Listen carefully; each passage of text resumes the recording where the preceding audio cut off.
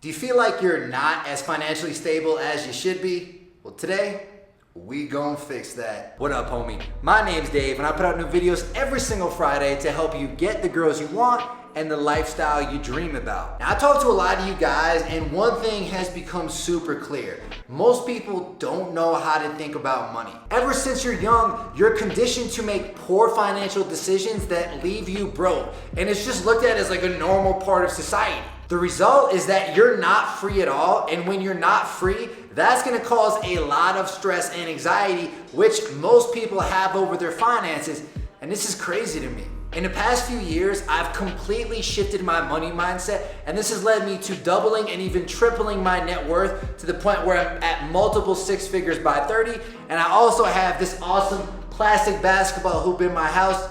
This is true freedom. But yeah, a lot of it is because I avoided the 4 common things I'm gonna tell you all about in this video. So, let's get into it. Look at those beautiful stars. I wanna drive a faster car. Nothing can break me. No, nothing can break me. Lay my troubles to rest.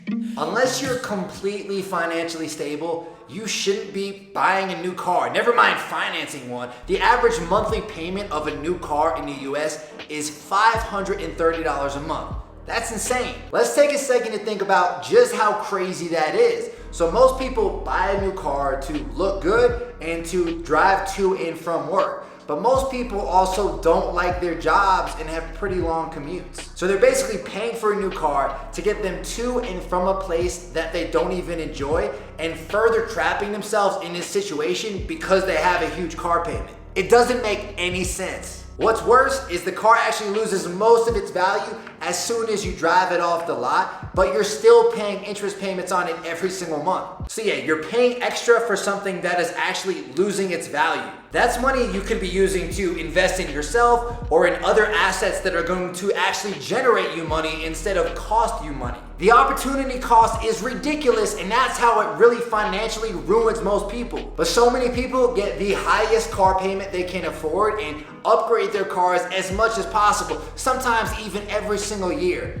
They are literally trapped. What's a lot better and a lot more financially intelligent is to buy a used car that you can afford, that isn't going to cripple you. Hell bro, I've never even bought a car. I still get back home my 97 Toyota Avalon. I only drive it 1 or 2 months a year whenever I'm visiting family. Now for you, once you're more financially stable, you can think about buying a new car, but you should have the financial resources to be able to pay for it several times over. It definitely should not be a significant portion of your net worth because again, it's losing value. You don't want depreciating assets to be the largest chunk of your portfolio. Don't worry about keeping up with the Joneses. Worry about maintaining and building your freedom for the future. Now I want to shift for a second from things that can destroy your financial future to something that can massively improve your financial situation. Starting a business. Starting a business can give you exponentially more income than a job ever could, and it can set you up on the path to being financially free. And if that sounds interesting to you, then I recommend checking out one of my favorite YouTubers out there, Noah Kagan. This guy knows what it takes to start a business. He started AppSumo, which is now an 8-figure business, and he was also one of the first employees at Facebook. What I love about his channel is not only does he break down his own success, but he breaks down how other entrepreneurs have seen massive success as well. He paints a clear picture of how they did it so you can use those lessons to start having your own success in business. Now, one video of Noah's that I specifically recommend you check out is this video on the 5 most profitable business ideas of 2021. This video will help you to start thinking like an entrepreneur, which is a huge step, and it might even give you your first or your next great business idea. I've actually linked the video right down below in a playlist along with some of my other favorite business videos from Noah Kagan. So yeah, just click that first link in the description to start watching right now. This is going to completely change your mindset when it comes to business and entrepreneurship. Again, just hit that first link in the description, check out that playlist from Noah, start leveling up. Now, let's get back to the video. Where do we go from here? We could go anywhere. Buying a house can definitely be an asset for you, but it can also financially cripple you. Most people buy as much or even more house than they can afford, and this is a huge mistake. This will leave you with hefty mortgage payments, plus every extra square foot of your house means more payments for utilities, insurance, and taxes. Plus, don't forget, you gotta furnish it too, so that means you might be spending tens of thousands of dollars just on furniture to fill up the house. What's even better and a lot more financially savvy is to buy a house that you can actually afford, or even better, to consider house hacking. House hacking is when you buy a duplex, triplex, or quadplex, you live in one of the units, and then you rent out the other units to tenants. The great part about this is that your tenant's rent actually pays for most, if not all, of the mortgage. Not only is this gonna allow you to live for free, but it's also gonna give you valuable real estate experience. You're gonna build some serious momentum here, and as someone who just got started in real estate, I just closed on my first property,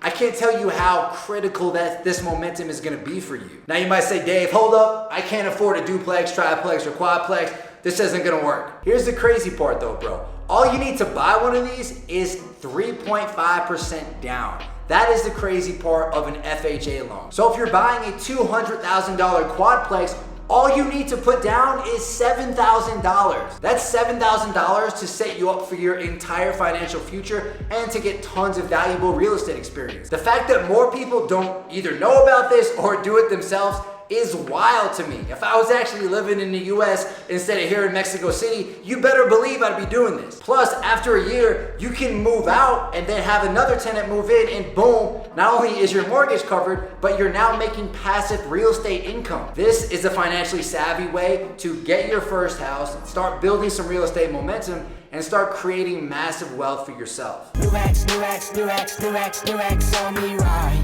New X, new X, new X, new X, new X on me right.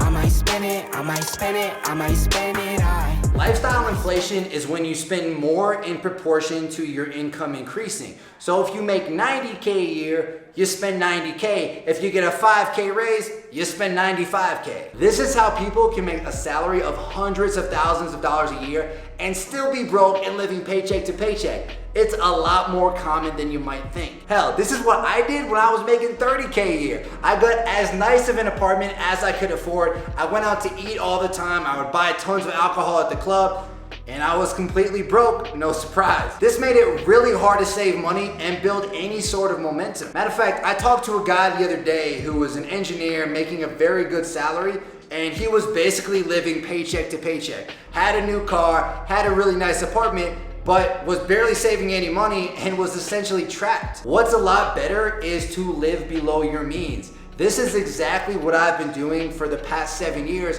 while I've been traveling around the world. For example, no matter how much money I make, I pretty much never spend more than $3K per month in living expenses. This gives me more than enough money to live an awesome lifestyle here in Mexico City. I mean, as you guys can see, I got the basketball hoop. What else can you ask for? And the best part is it allows me to invest the rest in assets like crypto, stocks, and real estate. So assets that are actually generating me money each and every single month along with my income. This has helped my net worth to rise exponentially every single month, and it's sort of been a crazy ride. This is also another benefit of geo arbitrage, which is when you make income in a more expensive city or country, like New York City, for example, but then you live in a much cheaper city or country, like somewhere in the Midwest or even a place like Mexico City. I make US income, I get paid in dollars, but then I live in Mexico City, I spend the money here, so it's so much cheaper. The moral of the story is to stop giving into social conditioning and comparing yourself to everybody else,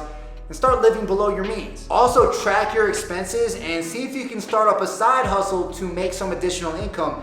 This is gonna help you to save up a lot of money too. Making that money, rain on me.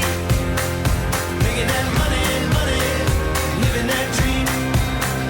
Making that money. There's two huge mistakes I see guys make when it comes to credit cards. They either don't get a credit card at all, so they have no credit, which basically screws them, or they get a credit card, charge up a bunch of consumer goods on it, and then pay the minimum balance, which usually comes with an interest rate of around 14%. You're screwed either way. It's far better to get a credit card that gives you airline points or cash back and then pay off the total balance each and every single month. This is how I've gotten and maintained an 800 credit score, which made it super easy for me to get my first real estate loan. This is also how I've been able to take first class and business class airplane trips to Europe, Asia, Mexico, and all throughout the world for basically free. Those credit card points make it easy. Now, if you're not sure how to get started with all this, here's what you should do. First, if you have a lot of credit card debt, pay that off as fast as possible. Those interest rates are insane. You gotta get those wiped out. And second, if you don't have a credit card, get one and start paying off the complete balance each and every single month. And even better, look for one that either gives you cash back or airplane miles so you can start getting some dope flights. Now, bro, I can't stress this enough. If you can avoid these 4 common mistakes, you're gonna be able to set yourself up financially, start building wealth, and give yourself the freedom and happiness it takes to live a good life. And like I said, one of the other fastest ways to financial freedom is to start a business. And for help with that, I recommend checking out this playlist right here from Noah Kagan. Let's keep it going. I'll see you over there, homie. Peace out.